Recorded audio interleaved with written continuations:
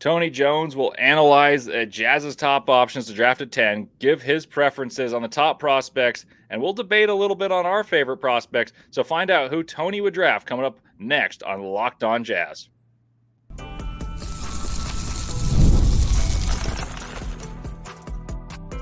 You are Locked On Jazz, your daily podcast on the Utah Jazz. Part of the Locked On Podcast Network, your team every day. Hello and welcome into Locked On Jazz. I'm Leif Tulane. As always, excited to talk with you guys about the Jazz, filling in for David Locke. You guys know me by now, but I'm a lifelong Jazz fan, credentialed NBA draft analyst, attendee of the 2023 and 2024 NBA Draft Combine, Jazz broadcast assistant and statistician the past 3 seasons, lover of college hoops, so don't expect all the geeky numbers you're accustomed to with David Locke to be completely scrapped, but I'll give a unique perspective, having watched all of these guys play numerous times. So I'll break down the game and make you guys hopefully as knowledgeable as possible about the Jazz in a critical juncture heading into the draft and the offseason. Thank you guys for making Locked On Jazz your first listen each and every day. And remember, Locked On Jazz is free and available on all platforms, including YouTube at Locked On Jazz, where the best way to help us grow is to comment anything below. And the question today is, who do you want to pick, and do you agree with Tony and I? And this episode, I just want to remind you guys, is brought to you by PrizePicks, the easiest and most exciting way to play daily fantasy sports. Go to prizepicks.com/LockedOnNBA and use code all lowercase LockedOnNBA for a first deposit match up to $100. So Tony and I are going to chop it up, go all around the map here. Who the Jazz are going to draft, who's going to follow the Jazz, and of course address some of the trade rumors that are the latest. So thank you to this guy for making this all possible. The Athletics, Tony Jones, appreciate you, my man. Thanks for having me, man. I appreciate you bringing me on as always. And, we always take our private conversations public when we get on here. Yeah, for those of you who don't know, Tony and I like to talk a lot about basketball, text about it occasionally, but we haven't talked too much about this draft. And I'm curious to see if we have similar takes, because the past few seasons, we've been pretty much perfectly aligned on our preferences of who the Jazz should draft. And frankly, we've had good success so far in the early returns. So, Tony, let's start here. The Jazz are drafting 10th. Obviously, no one wanted the Jazz to be 10th in the lottery, and it kind of indicated a lack of direction throughout the season of, are the Jazz going to tank? Are they going to compete? And they're really in no man's land. But 10 kept the pick, and I guess it's not the worst draft to have the 10th pick. But my question for you is, how does the draft fall? Like, who actually ends up being available for the Jazz at 10? Because there's a lot of people who think this player is going to be available, and there's a lot of people who say, well, that guy's going to go 5. So what's your expectation of kind of how 6 through 8 or 9 goes in the draft? Because I think 1 through 5, you can chop it up a bunch of different ways, and you end up kind of similar. But those picks before the Jazz, I have no idea which way they're going to go. So I think either Sarr or Rishisei is going to go 1, and then either Sarr or Rishisei will go 2, even though I think Chicago should pick Stephen Castle at 2. I mean, not Chicago, Washington should pick Stephen Castle at 2. So then that would leave probably Reed Sheppard at 3 to Houston if they don't trade out. Then you're looking at Stephen Castle at 4. And probably Matas Buzelis at 5. And then that's where the fun starts, right? Like, who's going to go 6 to Charlotte? Maybe Klingon goes 6. With Mark Williams already there? With Mark Williams there, that's a great point. Does Memphis trade up? Like, that's the team that would die for Klingon. If Klingon's there at 9, they're sprinting to the podium. Might be the fastest sprint ever. But so let's say Cody Williams goes 6. That would hurt my hopes, because that's the guy I want the Jazz to pick. I don't think Cody Williams is going to be there at 10. That's what I told Jazz fans the other day. I would say either Klingon or Dalton Knecht goes 7 to Portland. Okay. And then what San Antonio does at 8 is Tidjane Salaun, a major turning point. So maybe they take Tidjane at 8. And let's say Klingon's there at 9. Sprint to the podium for the Grizzlies. So Grizzlies take Klingon at 9. So I would if I were the Jazz, if the board falls that way, I'd take either Devin Carter or I would take Ron Holland. No, how about Toppich or Dillingham? I would not take either of those two over those first two. Okay, so I hear you on Holland, because Holland I've had as high as 3 throughout this process. That's a guy I expected to go 1 with at the very start of this year. Dillingham's a guy I'm very high on, but I don't foresee the Jazz taking. I've told the listeners of Locked On Jazz, the everydayers as they're called, quite frequently, that I think Dillingham has the chance to score 20 in this league, but it may be empty calorie points. Like I am just not high on Dillingham at all. Like, what's your rationale on him? Just what you said. I mean, for Rob Dillingham to be a winning player, like, we're not talking about putting up stats, we're not talking about production, we're talking about affecting winning. Yep. For him to affect winning at this level, at the NBA level, he would have to be Trae Young. Yep. He would have to be 28 points and 10 assists a night. Do you think? Sorry, continue. And even if let's say he averaged 28 points and 10 assists a night, you would get to the playoffs and he would be hunted mercilessly. Yep. And I don't think he's the passer that anywhere near the passer that Trae Young is. I don't think that he's the creative scorer that Trae Young is. So I think Rob Dillingham would come into the league, and I think his best case scenario is that he averages 24 a bunch of years. He's very exciting in the regular season, and he's not all that playable in the playoffs. I don't necessarily disagree.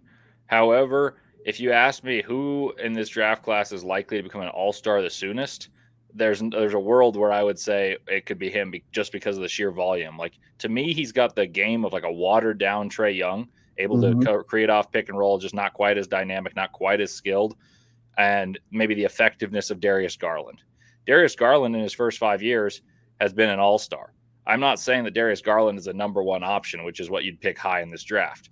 So if the Jazz are picking at 10, in terms of upside, I at least consider it. But in terms of what the Jazz directionality is, Danny Ainge has been very vocal. He wants big, versatile guys who can play both ways. He does not fit that whatsoever. And that's where I've said the Jazz probably won't be interested, despite my thinking that his talent level warrants a consideration at 10. It's interesting that you bring up Darius Garland, because if you look at Darius Garland and you look at how small he is, Rob Dillingham's even smaller than that, and significantly smaller than that. Yep. Like, I just don't see how you can defend in the playoffs with Rob Dillingham on the floor. Yeah. And so for me, that makes it a non-starter. And, I don't look at, what you can do in the regular season. I'm judging, I try to judge most of drafts, or, my top 10 or whoever, who would I like in a playoff series? And it's just, for me, when I look at Rob Dillingham, I just see Lou Williams. I see career 6-man who's going to score a lot of points, but, who's not really going to affect winning. So, I just, if you're small, and if you're that small, you'd better be just a great, great, great defender. And, like a good, example of that is Jose Alvarado, right? Like, as small as he is, he's probably one of the better point of attack defenders in the league. And you can't really take advantage of him in a playoff series. Rob Dillingham was legitimately one of the worst defenders in college basketball last year. Yeah, they were horrible. Kentucky as a whole was awful defensively.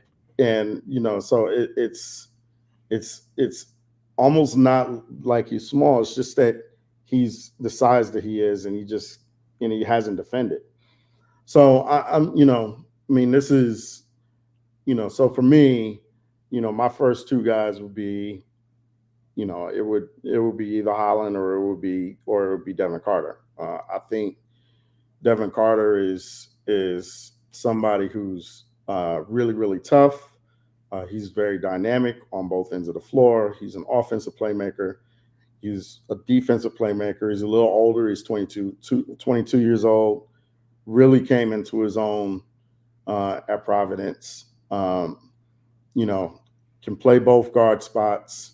So I believe, in my opinion, you can play him with Keontae George. And, I just think he's a dog. And I think the Jazz need that. I think they need some tougher guys on the roster. And they need some maturity, and they need some point of attack defense. And they need a guy who can create rim pressure as well offensively. And I think Devin Carter can do all of that. I don't disagree with your take. I just my philosophy is go for potential. So taking the 22-year-old who had one really good season, he was good the year before. Yeah, two. Let's be fair. Yeah, let me preface this. His shooting numbers were excellent this past year. That was 1 year. He had a good season the year before, but his prolific numbers were a one season thing in which his usage rate was so much higher because Bryce Hopkins tore his ACL midway through the season. So Tony and I will get deep about basketball. This is how it goes. But first, we got to take a little break, and then we're going to talk about the 10th pick, specifically the 10th pick, and break down, like Tony said, Devin Carter. We're going to further break his game down, talk about what Tony likes about Ron Holland, who I've also linked the Jazz to, and then also talk about the percentage chances that a guy like Cody Williams, Tidjane Salaun, other guys we've mentioned are there. But first, I got to tell you guys about PrizePicks. All right, you guys know what PrizePicks is by now, but if you don't, let me tell you, PrizePicks is America's #1 fantasy sports app with more than 5 million members. It is the most fun and exciting way to get in on the actions while you watch your favorite sports and players. You just pick more or less on 2 or more player stats for a shot to win up to 100 times your cash. With PrizePicks, you could turn $10 into $1,000 in a single game watching your favorite sports this summer. You can make a PrizePicks lineup in as little as 60 seconds. You just need to make a pick more or less on 2 to 6 player stat projections, and you're locked in. And I like to do it on tennis during the Grand Slam seasons because I can't bet on basketball, or at least I can't bet on the NBA. And during the Grand Slams, I like to look at more or less aces and just on the big servers. And I tend to pick more, especially in Wimbledon, which is coming up next. But if you want more hoops and tennis isn't your thing, when the finals are over like they just concluded, the action doesn't stop in the basketball court, because on PrizePicks, women's basketball is just getting started. With young stars like Caitlin Clark and Angel Reese looking to make names for themselves alongside greats like Brianna Stewart and A'ja Wilson, you can win up to 100 times your cash watching them ball out. Download the app today and use code LOCKEDONNBA for a first deposit match up to $100. I also have to tell you guys about Murdoch Hyundai.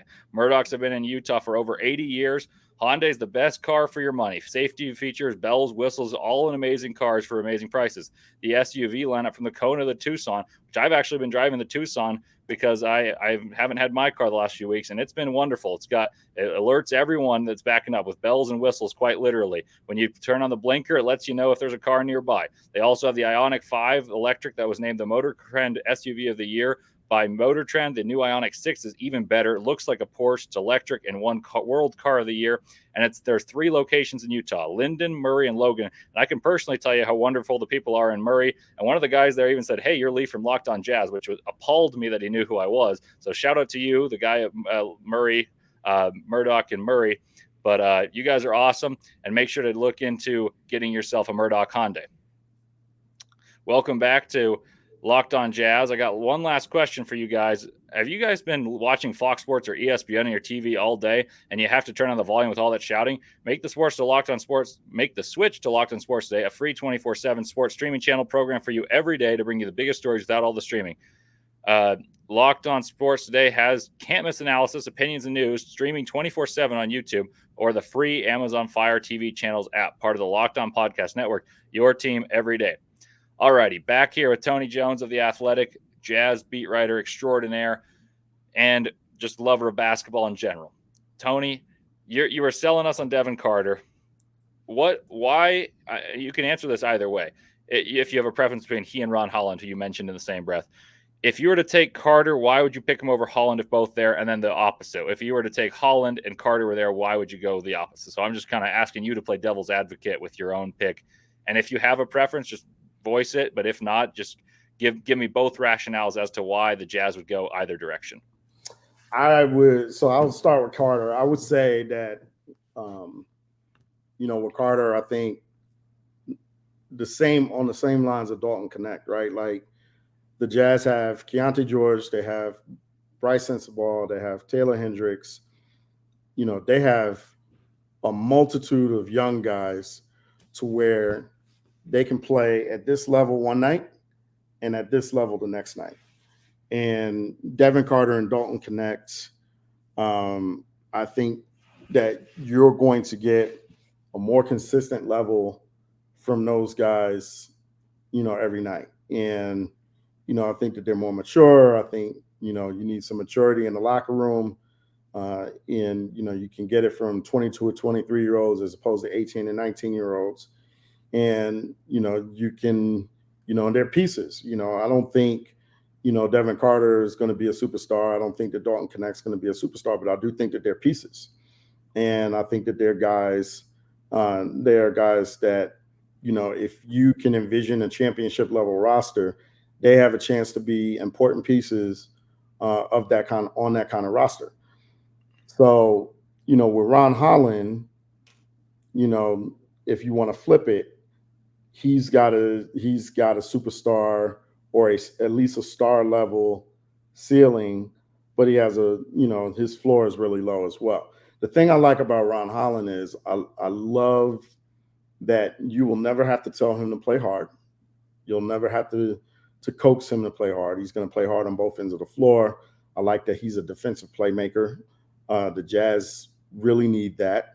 I like that, he's a wing. The Jazz obviously need that. They don't have a natural small forward on the roster. You like the length. You like the athleticism. You like to play in transition.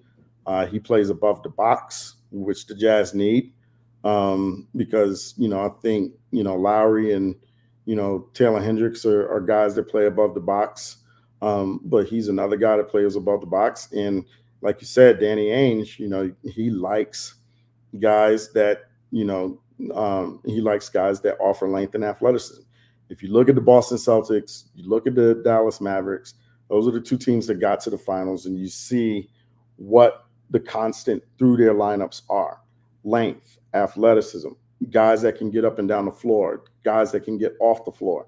When you look at the Denver Nuggets last year, you see how they built around Nikola Jokic: positional length, positional size.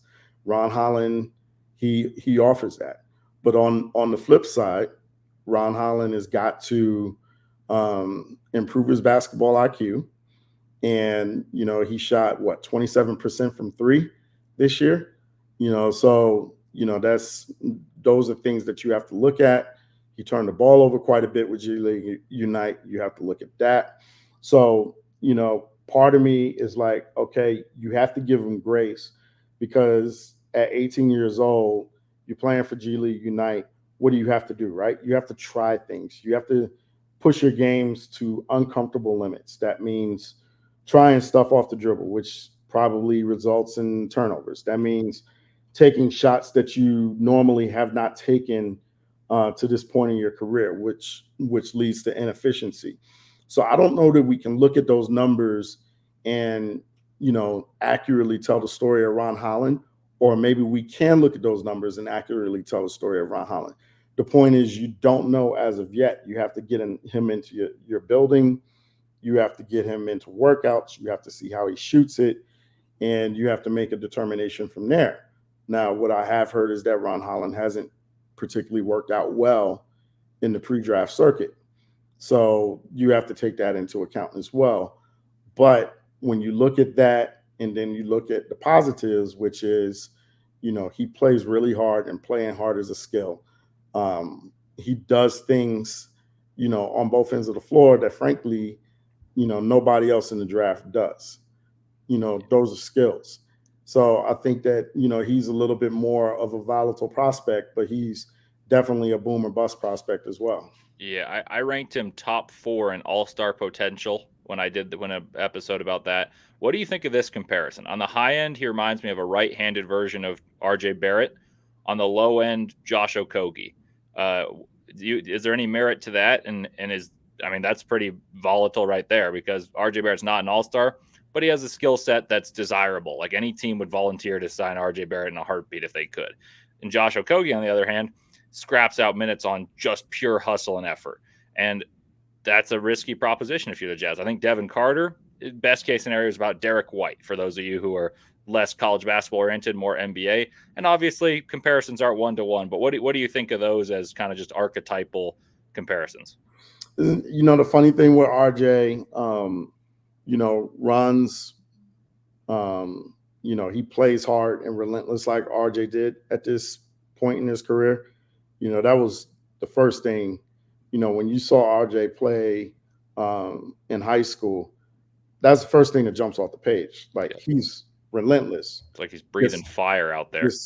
Gets the ball, gets to the basket, doesn't care who's in front of him, doesn't care who's guarding him. Did the same thing at Duke. And it's translated okay to the league, but it hasn't translated he's not the player that he was in high school, obviously, in terms of the level of player. I think Ron is more athletic than RJ Barrett. I think he's a lot more athletic. He's a lot more functionally athletic. I think he's a lot better defensively than RJ was. I don't think he's as skilled with the ball in his hands that RJ was at this point. I don't think that he's the passer. I don't even think he's the shooter that RJ was, and RJ was pretty unrefined as a shooter at this point. So that's going to be really interesting. I really agree with your Devin Carter, Derek White.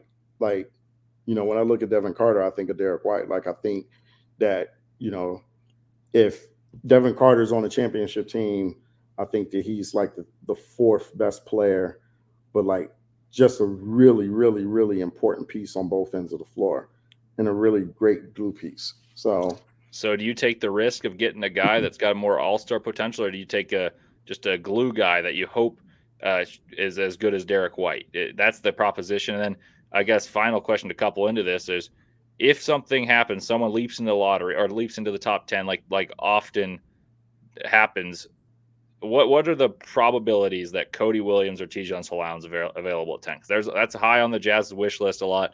Is it? I said it was about a 30% chance for Cody, and I said like 15% for Tidjane a few days ago. Would that align with what you're hearing? Well, so let's say the top 5 goes like we think.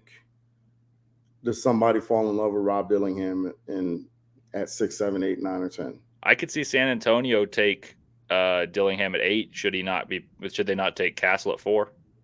I can see San Antonio taking Carter at 8. Okay, I could see that as well. And then that leaves Klingen at 9, and then that leaves the Jazz Knecht or Ron Holland. So who are you taking out of that? Dalton Knecht or Ron Holland? I'm taking Knecht. Yeah, and that's the thing is, I think the draft really starts with pick 5 with Detroit. Like, do they take Buzelis? If they don't take Buzelis, then how far does Cody fall? Because I don't know if he's the perfect fit in Charlotte. I did a mock last night on Big Board where I would say he's probably the pick at Charlotte at 6, but he could slip a little bit. I would, if I'm Charlotte, I'm taking Cody Williams and putting him with Brandon Miller. That's what I did as well. See, this is where I said that you and I see the game similarly. So that's exactly how I picked it yesterday in a mock draft with James Barlow and Locked on NBA Big Board. But yeah, one can hope, because I want one of Tidjane Salaun or Cody Williams. I've been vocal about that. I think Dillingham's got talent, but like I said at the outset, I think it's slightly empty calorie, kind of like the tail end of what Isaiah Thomas was, even though he was surrounded by an unbelievable supporting cast, that the ability to score just wasn't enough there. I can tell you this. I would love Tidjane Salaun for the Jazz. Yep. Because you talk about, characteristics, physical characteristics. He has overwhelming physical characteristics for his position. 6'10", plus 7-foot wingspan, really athletic. I like that he really plays well without the ball. Yep. I like moves a lot. He moves a lot without the basketball. And offensively, that really is going to fit really well in Will Hardy's offense. He can shoot it. He can handle it. He can pass it. He defends. I think that he's going to be a plus defender at the NBA level. If Tidjane Salaun is there with the Jazz, then, if he's on the board, for me, he automatically becomes my number 1 guy. Yeah, I'm with you there. I listed him as my pipe dream prospect in a podcast I did 2 days ago. Well, let's talk about Tidjane Salaun and the possibility of moving up, because we both think he's not going to be there, along with some trades for established players such as Zach Lavine. Is Walker Kessler on the trade table next? But first, I got to tell you about LinkedIn. So LinkedIn isn't just the job board that you peruse when you're looking for a job, but it's also something you can use as someone who's hiring. When you're hiring for your small business, you want to find quality professionals that are right for the role. That's when you have to check out LinkedIn Jobs. LinkedIn Jobs has the tools to help find the right professionals for your team faster and for free. LinkedIn isn't just a job board that I peruse frequently. LinkedIn helps you hire professionals you can't find anywhere else, even those who aren't actively searching for a new job but might be open to the perfect role. In a given month, over 70% of LinkedIn users don't visit other leading job sites. So if you're not looking on LinkedIn, you're looking in the wrong place. On LinkedIn, 86% of small businesses get a qualified candidate within 24 hours. Hire professionals like a professional on LinkedIn. Post your job for free at linkedin.com/lockedonnba. That's linkedin.com/lockedonnba to post your job for free. Terms and conditions do apply. Alrighty, welcome back here for the final segment with Tony Jones of The Athletic. We just talked about Tidjane Salaun and how his characteristics are that we both covet for the Utah Jazz. I am a fan. Tony is not a fan. He covers the team objectively, but understands what the Jazz need. And in this case, both of our ideas of what the Jazz need is similar. So humor this situation, Tony. There's been rumors that the Jazz want to trade up. Who knows if those are true? You may. But if the Jazz were to go for Tidjane Salaun, what does a package look like in which the Jazz can move up? Or how far do they have to move up for he or Cody Williams, which we both think are off the board and both fit the Jazz well? So I just wouldn't move up, because I think that if I'm a smart team and you called me to move up, what am I asking for, right? I'm going to say, okay, well, give me one of your 2025 draft picks. Yep. And my reaction, if I were the Jazz, would be, okay, well, thank you very much. We both tried. We can all say we tried, and let's hang up. Yep. Because I'm not trading a pick in the 2025 NBA draft. I'm not trading a pick in the 2026 NBA draft. Both of those drafts are shaping up to be very, very, very good and very dynamic drafts. So for me, if I'm the Jazz, it's hard for me to move up. And the second reason it's hard for me to move up is, we're not looking at moving up for game changers, right? Like, Stephen Castle's still on the board at 5. Maybe you look at it because, Stephen Castle, to me, his floor is Josh Hart. That's his absolute floor. But if he can, actually play point guard at the NBA level, and B, learn how to shoot at the NBA level, you're looking at something, potentially very significant there. So maybe I move up for Stephen Castle. But, the thing about it is, we haven't talked about, Topic a lot. Good chance he's there at 10. I'd consider him. I picked him in a exercise yesterday on NBA Big Board because you get a redshirt season effectively with the torn ACL. You don't sacrifice, winning or losing, and you get a player who could be a point guard and complements Keontae George. Yeah. There's some significant risk there because of the injury history. Yep. It's not just the torn ACLs. It's a couple of things, that's gone on with him recently. And then there's obviously the question of, can he shoot or can he get rim pressure, things like that. But, there's, it's interesting where the Jazz are, because I just think that there's a lot of prudence to either staying put or trading down. Because if you can get, if it's Knecht or Carter there at 10, that's a piece, right? You can get a piece at 14 and, and get some more assets. What if you really like Ryan Dunn at 14 or 15? Maybe you could look at something like that. This draft is just such a crapshoot, and there's so much that I think is going to go on because of, the nature of the draft that, I just think that, trading up and sacrificing assets in this draft is probably not the greatest way to go. And, what if you need to trade up next year? That's when you sacrifice all the assets. I agree. I agree with you. So speaking of assets, and the Jazz have a lot of picks, and they're involved in trade rumors. The biggest one being one with Zach Lavine. The Jazz are also rumored to be having Walker Kessler on the market. What can you say about some of those rumors? Any likelihood they happen? Who would you go for? And then I have a follow-up on two guys I'd love the Jazz to go for, and I'm going to ask about their feasibility. But let me know about Lavine and Kessler, those rumors. Is there any truth to those, and what would the deals look like?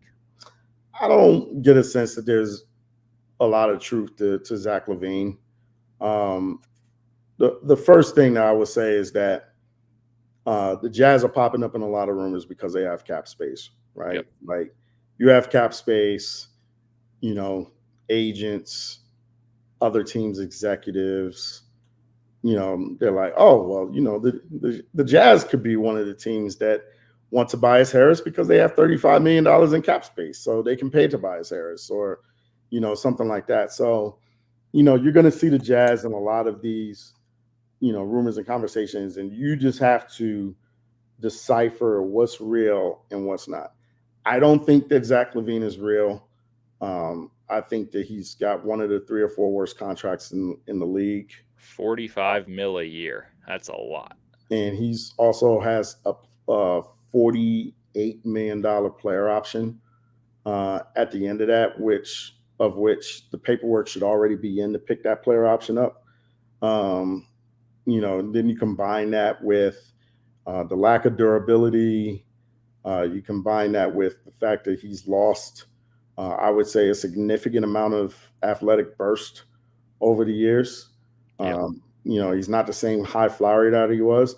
On the positive side, he can score, and he's going to average 22 to 25 points a night, make tough shots. He could really just shoot the heck out of the basketball. But at the same time, I don't know that the positives outweigh the negatives with him. In terms of Walker Kessler, this is what I'll say.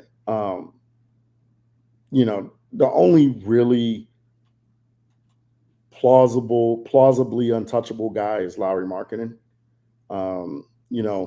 And then obviously from there, it would take a lot to pry Keontae away. It would take a lot to pry Taylor Hendricks away. But people are going to call about a lot of guys. They're going to call a lot about Walker Kessler because he played 23 minutes a night. And, he's a guy who's one of the very best rim protectors in the league. And this is what I can tell you, just from talking to, people behind the scenes. The Jazz value Walker. They're not out on Walker at all. They haven't given up on him. There's value there if you ask the Jazz. And I think that there was some culpability on Walker's end with how this season went for him. And I think that there was some culpability on Utah's end with how this season went for Walker. And what I can say is that, those two sides talked after the season. And, I think that there was a lot of stuff that got out in the open. And I think that both sides are okay. And both sides are good with each other. And, and I think that it's natural that teams are going to ask about Walker. And this is not to say that the Jazz don't trade Walker next week or 2 weeks from now or whatever. But if they trade Walker, it's going to be for value because they value Walker. It's not, let's put it this way. If the Jazz trade John Collins, they're trading John Collins to get him off the roster. They wouldn't trade Walker Kessler just to get him off the roster. They would trade him for value in return. That's encouraging to hear for Jazz fans. That's how I feel about it. I think Kessler would have to get a really good haul. I have 2 questions to close this out. First questions are pretty simple. What is the percentage likelihood that the Jazz have 1, John Collins on the roster to start next season, 2, Jordan Clarkson? And then my next question is there a world in which the Jazz can acquire one of Trey Murphy or Patrick Williams, two of my favorite draft prospects in recent years, with one being more of a hit than the other, and their price tags being varying in terms of how much they will cost soon. So I'll leave you with those couple questions to end the show, because those are two of my highest prized priorities. And then I think it's a good question to ask. Collins seems to be on the outskirts. Clarkson, beloved by Jazz fans, but doesn't figure into the immediate future, in my opinion. How does that track? I think there is a decent chance that John Collins is on the roster next year because his contract is going to be difficult to move. I think it'll be easier to move at the trade deadline next year or next summer. I think that there is a pretty low chance that Jordan Clarkson is on the roster next year. I think that, the combination of his contract becoming more tradable this summer, combined with the fact that I think that the Jazz want to clear the way for some of the younger guys, combined with the fact that they might draft somebody at his position. I think that would all lead to signs pointing that Jordan might not be on the roster next year. I think there's zero chance of trading for Trey Murphy. I think there's a -0 chance. Even in a blockbuster that was proposed for Ingram that we were both engaging on Twitter? I think that Trey Murphy is almost as untouchable as Lauri Markkanen. Rightfully so, honestly. I just hope that they valued him incorrectly. Yeah, like if you trade from Lauri Markkanen, you are going to have to come with an absolute haul in order to get the Jazz, in order to pry him out of the Utah Jazz's cold, dead fingers. And I think that if you're going to trade for Trey Murphy, you're going to have to do the same thing with New Orleans. Patrick Williams, any better chance? Now, Patrick Williams is different, but I don't know that I trade for him just because of his lack of durability. His lack of durability is very concerning. Yeah. But then again, I would trade for him because I think he's a talented cat, and I don't think that Chicago's used him well at all.